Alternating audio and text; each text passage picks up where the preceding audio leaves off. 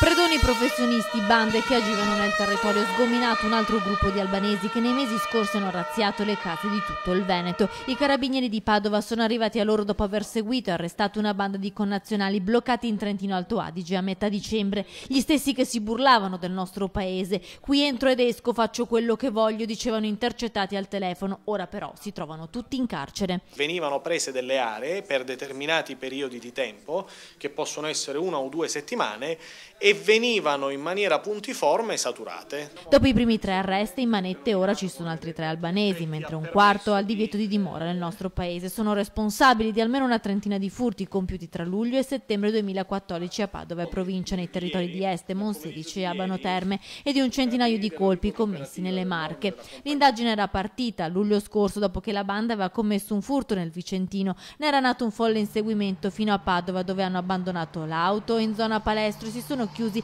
nella casa di una studentessa albanese rimasta in balia dei 3 per diverse ore, fino a quando non hanno chiamato un taxi per farsi portare al casello di Monselice. I carabinieri, dopo mesi di indagini, sono risaliti prima all'autista della banda, lo stesso del gruppo di 3 albanesi arrestati poi in Trentino. Le 2 bande avevano in comune lo stesso autista.